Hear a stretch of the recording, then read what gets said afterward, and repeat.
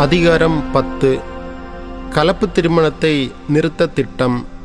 இவ்வாறு எஸ்ரா கடவுளின் இல்லத்தின் முன் விழுந்து அழுது மன்றாடி விண்ணப்பித்து கொண்டிருந்தார். அப்பொழுது ஆண், பெண், குழந்தைகள் உட்பட இஸ்ரேல் மக்கள் பெருங்கூட்டமாய் அவரை சூழ்ந்து கொண்டு கூக்குரலிட்டு அழுதார்கள். அப்பொழுது எலாமியருள் ஒருவரான எகியேலின் மகன் செக்கனியா எஸ்ராவை நோக்கி, நாங்கள் கடவுளுக்கு எதிராக நேர்மையற்றவர்களாய் நடந்து கொண்டோம்.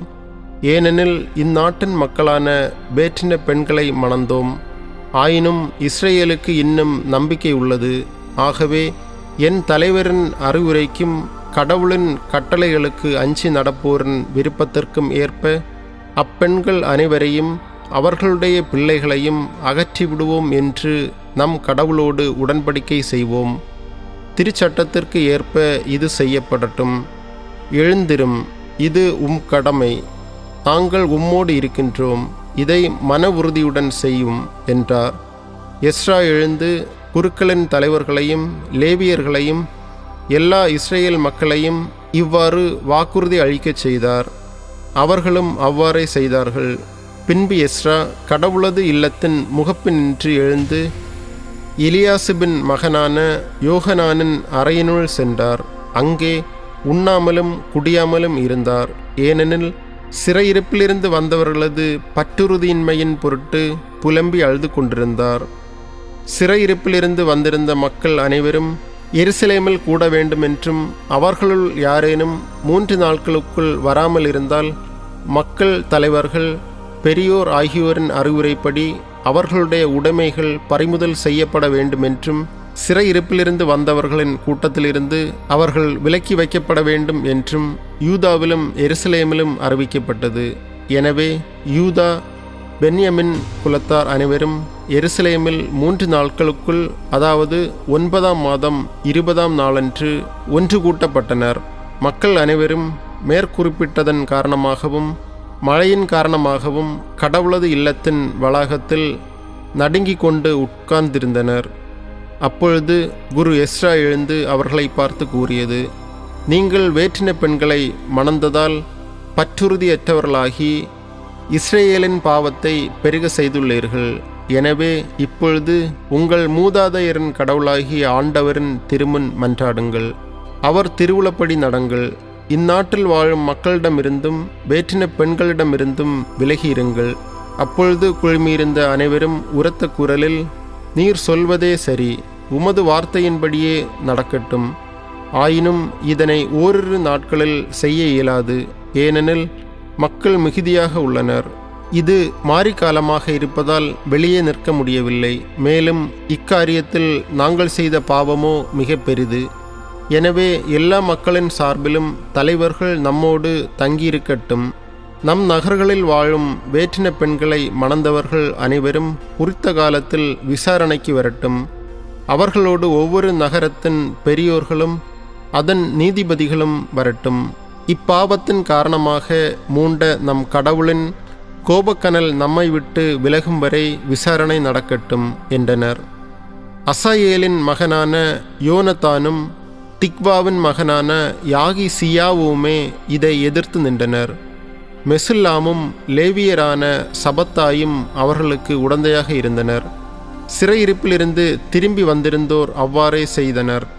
குரு எஸ்ராவும் மக்கள் தலைவர்களும் அவர்களுடைய மூதாதையரின் வழி மரபின்படியும் ஒவ்வொருவரின் பெயர் வரிசைப்படியும் 10ஆம் மாதம் முதல் நாள் இவ்விசாரணைக்காக அமர்ந்தார்கள். வேற்றின பெண்களை மணந்தவர்கள் அனைவரையும் முதல் மாதம் முதல் நாளிலேயே விசாரித்து முடித்தனர்.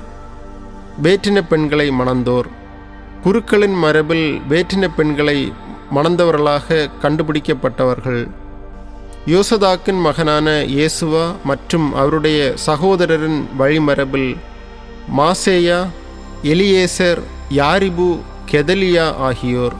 அவர்கள் தங்கள் மனைவியரை அனுப்பிவிட வாக்களித்தார்கள்.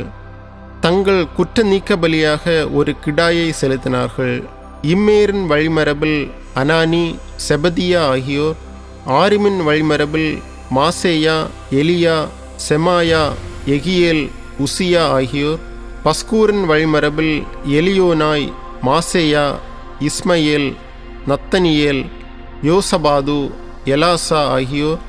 லேவியரில் யோசபாது, சிமயி, கெலித்தா என்ற கேலையா, பெத்தகியா, யூதா, எலியேசர் ஆகியோர்.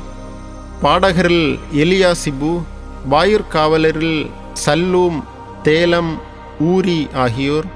மற்ற இஸ்ரேலருள் பாரோசின் வழிமரபில் இரமியா, இசியா, மல்கியா, மியாமின், எலையாசர், மல்கியா, பெனாயா ஆகியோர். ஏலாமின் வழிமரபில் மத்தனியா, செகரியா, எகியேல், அப்தி, எரேமோத்து, எலியா ஆகியோர். சத்தூவின் வழிமரபில் எலியோனாய், எலியாசிபு, மத்தனியா, எரேமோத்து, சாபாது, அசிசா ஆகியோர். பேபாயின் வழிமரபில் யோகனான், அனனியா, சாபாய், அத்லாய் ஆகியோர். பானி வழிமரபில் மெசுல்லாம், மல்லூக்கு, அதாயா, யாசூபு, செயால், எரேமோத்து ஆகியோர்.